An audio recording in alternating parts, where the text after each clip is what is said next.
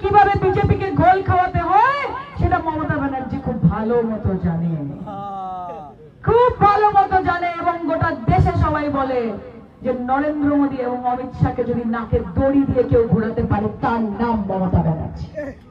কাজে তার পাশে থাকতে হবে, তার জন্য লড়াই করতে হবে। আমি আপনাদের কাছে করো জোরে একটাই কথা বলতে চাই, দেখুন আমি নিজে হিন্দু বাড়ির মেয়ে, আমার মনের মধ্যে নিতাই আছে, কিন্তু যখন নবীর কথা হয় তখন সম্মানে আমার মাথাটা নিচু হয়ে যায়, কারণ এটাই আমার হিন্দুত্বের শিক্ষা। আমার গলা কাঁপে না যখন আমি গাই দে পাল তুলে দে।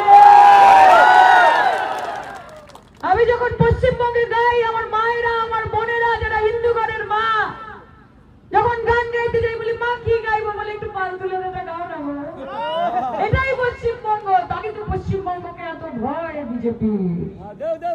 কিন্তু আমি এইটুকু আপনাদের বলতে পারি, আপনাদের দোয়া যদি থাকে, আমার চাচাদের, আমার ভাইদের, আমার আব্বাদের, আমাদের মায়েদের, আম্মাদের যদি দোয়া থাকে, তাহলে চতুর্থবারের মতো পশ্চিমবঙ্গের মুখ্যমন্ত্রী এবং আগামী দিনে ভারতের প্রধানমন্ত্রী হবে মমতা ব্যানার্জি। এবং তাই আমি গলা খুলে গাইব যখন আমার ইচ্ছা করবে তখন, যখন নিতাইয়ের গান গাইতে ইচ্ছা করবে তখন নিতাইয়ের গান গাইব, আর যখন নবীর গান গাইতে ইচ্ছা করবে তখন নবীর গান গাইব। যে দে দে পাল তুলে দে ও মাঝি হালা করিস না, তাই নাকি আমার সাথে একটু ও দে দে পাল তুলে দে মাঝি হালা করিস না, ছেড়ে দে নৌকায় আমি যাব মদিনা, ছেড়ে দে নৌকায় আমি যাব মদিনা। দুনিয়ায় নবী এলো আমিনার ঘরে, কাঁদিলে হাজার মানি হাসিলে মুক্তা ঝরে। ও দয়াল মুর্শিদ যার সখা তার কিসের ভাবনা, তার কিসের ভাবনা, আমার হৃদয় মাঝে কাবা নয়নে মদিনা, আমার হৃদয় মাঝে কাবা নয়নে মদিনা।